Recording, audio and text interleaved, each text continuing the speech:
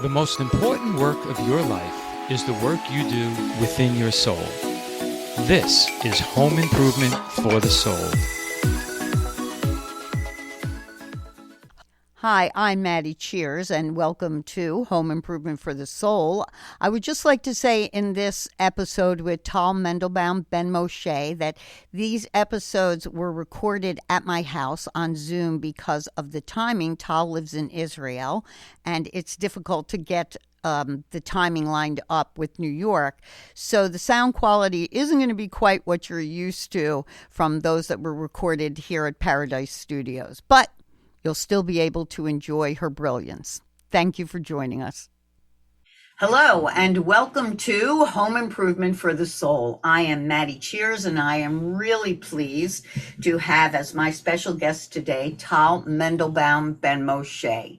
And I actually refer to her as a wisdom keeper. Because to me, I think that in the old Native American tradition where somebody was given that title, they were given it not because of their age, not because they were an elder, but because they were committed to helping the community, to spreading the spiritual knowledge that they had and making sure that the young ones were able to grow up in a world better than the one that they were in at the moment, so that they too could find their purpose and their place in this society. So I am very pleased to also tell you that Tal is a social psychologist, and she is a teacher of Kabbalah. As a matter of fact, that's how we met, because I joined KabU so that I could find out more about Kabbalah. When my Cheyenne elder, my Cheyenne dad, Moses Starr, when I was asking him about his background, he said to me, well, you know what, you should know more about your ancestry. And being born Jewish, and as my husband refers to, we are sort of Jew-ish in my family, in that we did go to ceremonies and we did go to Sunday school, but we weren't really practicing in that way. And once I discovered Kabbalah, I realized that there was so much more to these teachings, and that it really isn't just for those of us who were born Jewish or born in Israel. Mm-hmm. So one of the things that Tal and I have talked about in our private conversations has been this idea, this need, as you put it, Tal, for a coherent path forwards towards greater stability, light, happiness, unity in our world, in our societies, in our life. There is so much stress and angst and suffering. And what is the purpose of it? And is there a higher plan? So, Tal, I am going to turn it over to you. Oh, thank you, Maddie. So first, I want to say that I never thought I would be a spiritual person, speaking of being a wisdom keeper and how I even got to this place where I have wisdom to share. It's funny because growing up, I was also Jewish, and my family were very secular, and I never had any sense of spirituality in my environment or connection to something deeper. And I think it's interesting to tell my story from this perspective, because this just to show how there is something leading us. And my life did bring me to this place of wisdom and connection and a deeper understanding of who I am and what this world is and why we're here, from the opposite place, from a place of disconnection and a place of darkness and a place of suffering. Because when I found, or I underwent my spiritual awakening, as they call it, I was in a state of suffering. Both, I think, psychologically, I was feeling empty and dark and not knowing who I am, not feeling connected to myself. I was doing a lot of things on the outside, like we live in this modern world where you're always running after achievements and being thinner and being more successful and getting all those goals that society tells you are important. And I was doing all of that. But I know that I wasn't really connected to myself, and I wasn't feeling happy in my relationships and within myself. It was very judgmental, very self-critical, all those things that come together with being, and intelligent and successful person in our modern world, it comes with a lot of angst. It comes with a lot of negative feelings. It's like you really focus on your outside, how you want to look on the outside and how successful you are on the outside. But there's something within us that is, I think, is missing. There's a big piece there that is missing. And I remember feeling that actually when I was traveling. Like I would go to these beautiful places and everything looked so beautiful, but I didn't feel real joy on the inside. It's like I felt like I was taking myself to all these different places, but the thing that was missing was me. I didn't I felt I that. didn't know, right? Right. Yeah, so I think you can be very busy and successful and have a lot of people around you and be doing a lot of great things, but unless you are feeling whole and connected to something bigger, something higher, something very deep, then you can't really feel a sense of happiness. So I kind of diverted, but I just want to say that from that place that I was feeling all of that darkness, and I was even experiencing physical health issues. I was really pushed, like my life was really pressuring me really, really strongly to seek more answers and to open up something in my life that wasn't there. And I think it's happening to all of us right now. All this pressure, right? We feel pressure from the outside, from global changes, from the uncertainty of our world, from political instability and division and all these things that are happening. And it's like getting stronger and stronger. I see it as pressure that is being put on us to evolve. And I agree. Right. And what we have to remember is that darkness is really a very strong light that is shining on us, except we're opposite. We're opposite to it. And that's why we experience it as darkness. And once we transform and once we change, we have to find what that change actually is. But once we do it, we can receive that light that wants to enter our consciousness.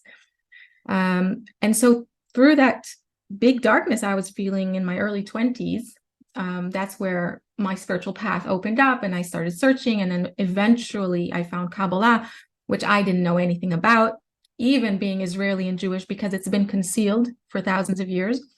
And that's how I discovered that there is this huge spiritual wisdom there in my own heritage. You know, I was going everywhere else. I was in Buddhism and shamanism and everywhere else. And then I found out that right under my nose, there was this something very, very special, which was, I was also directed to it by my meditation teacher from Thailand.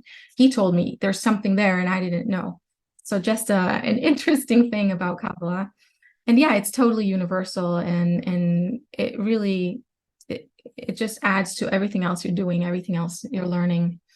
And that was 15 years ago. And so, yeah. And so a lot of darkness and pressure can really bring us to become who we're meant to be. You know, they say that about diamonds, right? Diamonds, Right. They're formed by pressure. And I believe this is true for all of us and any of us. Well, and I think that's why this is such a wonderful time, as difficult as it feels, and it definitely feels difficult and challenging very often. It is also, like you said, it is that time when we can really discover how to make these shifts. I mean, I remember a couple of years ago when I first met you and I was first listening to Dr. Michael Lightman, Rabbi Michael Lightman, who's your teacher, our teacher. But and he said this thing about how we have to turn off the news, how the media is actually striving to keep us divided, because then those that wish to control us, not in a good way, can have power over us by keeping us divided. And it's very interesting to me that 2 years later, I'm suddenly getting post after post, email after email from people that are saying, turn off the news. This is all propaganda. This is all designed to keep us divided. So find your own path, walk your own road, hear your own inner voice. And I think that is something you've been saying for a long time. Certainly Dr. Lightman has been saying for a long time. And I think that's where people struggle, though, is how do I hear my own inner voice? Right. Yeah. So I see the media as part of this level of consciousness that the world is in. It's what I call ego consciousness, where what's in control is the ego, which means desire for power, for money, for self-gratification. So you have powers that are in control right now that are they're aimed at self-gain, personal gain, and they're trying to use, their power to extract that gain. And that's why the world is broken. It's broken in so many ways, right? The food industry, it's feeding us things that are bad for us, and then throwing away half the food, and half the world is hungry. Our environment is being destroyed. There's so many examples of the crises that we're seeing that is a result not of something external so much that we're doing, but more so it's a result of our consciousness. Right. An egoistic consciousness that is taking as much as possible from the outside, whereas nature, which is our home and our environment, is completely opposite to that. It's all about connection. It's all about giving. It's all about interdependence. We were just speaking about bees before we came into the podcast, and bees are just an example of an organization, within nature that is all about collaboration and being part of something bigger. And so we as the humanity within nature are completely opposite, and it's really a source of our self-destruction. We're destroying ourselves. And I think more and more people are beginning to awaken and feel that it's just a negative way to be. And then the more people awaken and begin to strive for something better, for something higher than that, the more healing we will see on the planet. And I think that to be able to hear that voice within you that wants change, you have to seek alternative environments. Because as long as we're listening to the news and we're in that environment that is feeding us with those negative thoughts and those ego level thoughts, and it can be even commercials telling you, you need to consume more to be happy, or social media where it's all about competition. And so we have to have these alternative environments that feed us with different thoughts, higher thoughts, more internal messages about who we are inside and what's truly important, which is connection and love and relationships and being happy and not caring so much about the external, how you look on the outside, and caring more about what you feel on the inside, and having good thoughts about each other, because this is a big part of why our world is broken, because we're constantly comparing and competing and thinking negative thoughts about each other, and our thoughts have a lot of power. Yes. I think it's the most powerful thing. And when we're constantly thinking negative thoughts about each other, we're filling the network, the spiritual network that connects us with negativity. And then our body, like the general body of humanity, is sick, it's suffering. So we have to create these positive environments where we connect and start to think positive thoughts about one another and about ourselves. And that's how we begin to heal ourselves and our world. And I think that's very important to understand, that you as an individual, it's very hard for you to keep a positive mindset unless you have a positive environment, because environment is extremely influential. It's extremely powerful. We are social creatures. We're very influenced. I know this from social psychology. There's all this interesting stuff about how, we influence each other with our emotions and with our thoughts, and we have these social networks that are constantly determining what we think and what we do, and if we have babies, and if we smoke, and our health and our weight. All these things are determined by our social networks. So when you understand the power of networks and you're belonging to an environment, then you come to understand that the most important choice you have is the environment in which you plant yourself and that you see as most important in your life. And this is something that Bala Sulam writes about. He's a huge Kabbalist who has very, very interesting writings. And he explains that our free choice, only free choice on this level, is to choose the environment in which we are. Yeah. And it can even be the content that you consume, right? The stuff that you watch, the things that you put into your head. And I think that, This is so interesting. You would say about networking for the Haudenosaunee, what most people know about the Iroquois Confederacy or know as the Iroquois Confederacy. Women are represented by the strawberry for two reasons. One, the strawberry here is the first berry that ripens. I live in the northeast of the United States in New York, and it is the first berry that ripens. It's shaped like a heart. So they say that that was their clue to use that as the big medicine, they call it. And it in that way, and we know now from science that berries prevent all kinds of diseases and make us healthier, especially if they're organically grown. And they chose that as one of the symbols for women because the strawberry roots network underground. And that when you're looking at a strawberry plant, it might even look like individual plants, but under the ground, it's not. So it's a symbol of what supports us is this networking. And that networking comes from the heart.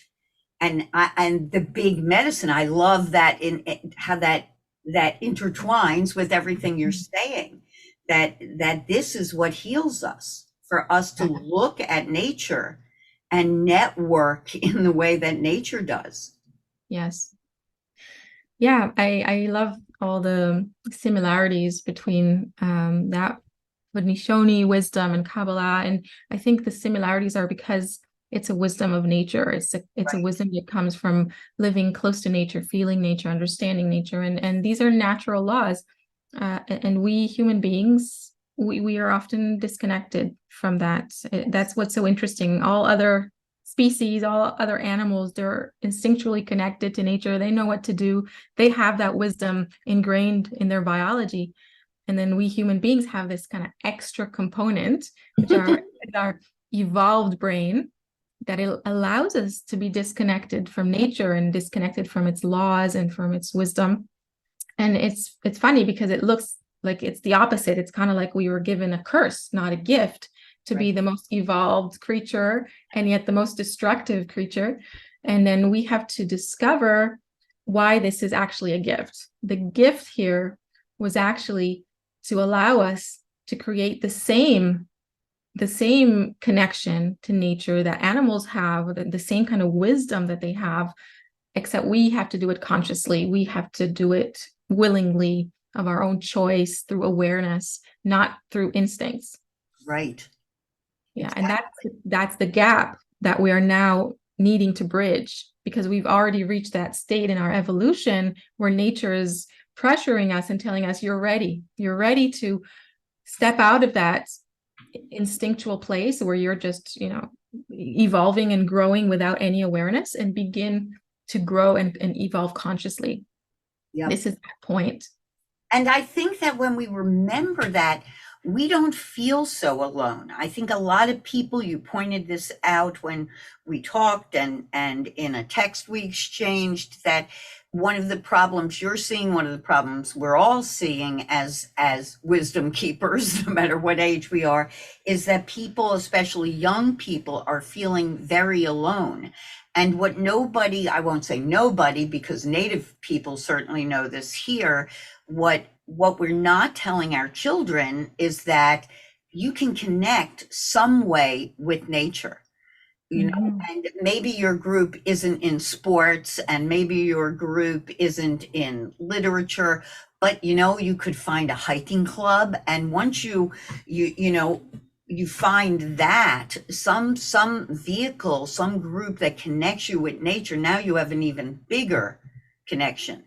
Because now you start recognizing that, oh, you know what? I can sit out on my back deck and not feel lonely, because I can look at the sun and the stars and the moon, and I can understand these connections to the trees. So somewhere in all of our talk about saving the earth, we really are needing to save ourselves. Our Mohawk elder that we work with has said recently literally in his vision in communicating with the Mother Earth, that we need to love her again, that she's the one that's lonely.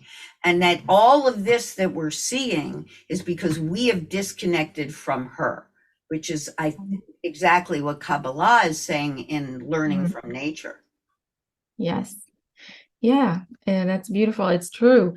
It's exactly what Kabbalah says. Kabbalah speaks about the Shekhinah, which is really nature's higher consciousness, so to speak, or the power of life, the power of love that is behind all of life.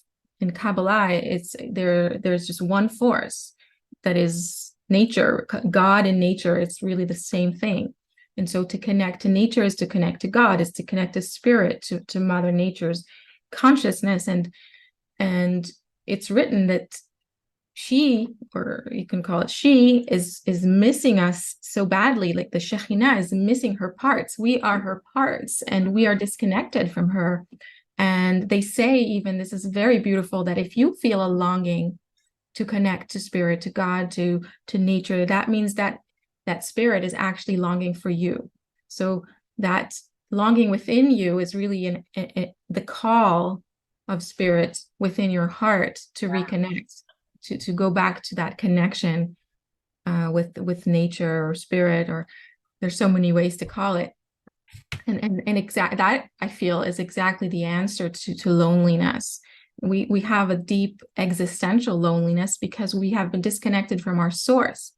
And once we can reconnect to our source, then it doesn't matter where you are, you can still feel that connection.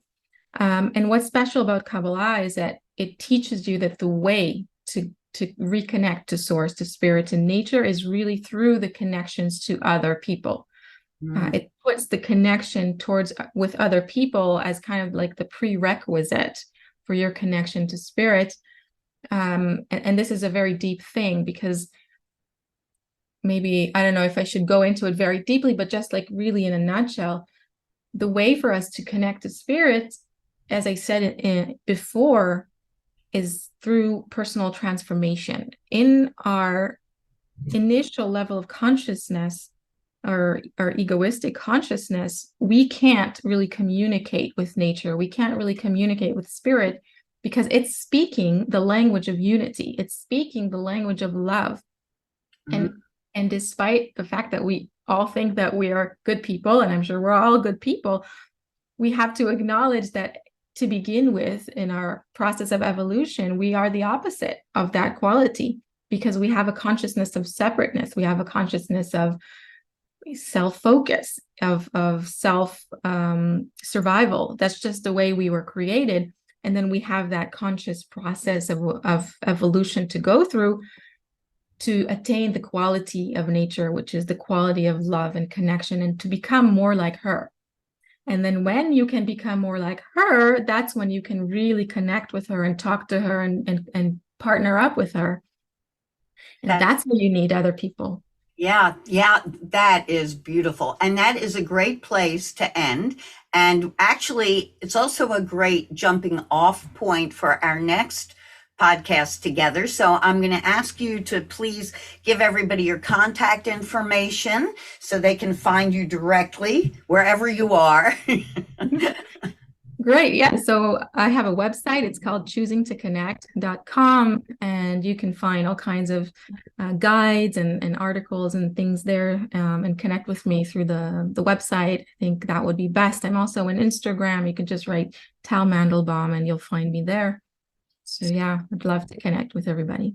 Wonderful. And you can connect with me at the Women's Oneness Project on Facebook. It's also womensoneness.com and info@womensoneness.com. Well, thank you for today. And we will be back next episode with more from Tal and more from Connecting. I love the name of your website. You're choosing to connect, because it is a choice. And we're going to talk about choices when we come back again. Among the stars, upon the land, we go to hold another's hand, and show the way of truth and light, and know the way with inner flight. Upon each golden ray of sun, we dance the beam and become one. The flame without, the flame within, is soon to bring us home again. This burning love, this quiet soul, is truth about what keeps us whole. Within this knowing, grateful dance, we find the hope to take the chance and seek the seeker heart and mind, to leave all needing far behind. This needing is an earthy thing. This needing cannot make us sing. The singing voice, the ringing sound, comes out of hearts which are unbound. So open wide the glowing soul, and know you are a part of whole. This whole, this one, this endless light is who we are. It gives us flight among the distant magic place that we call love, where we know grace. Thank you for joining us. Have a beautiful, wonderful, grateful week. See you next week. Thank you for joining us for Home Improvement for the Soul. If you'd like more information, please go to womensoneness.com or maddiecheers.com. That's womensoneness.com or maddiecheers.com. See you on the next episode.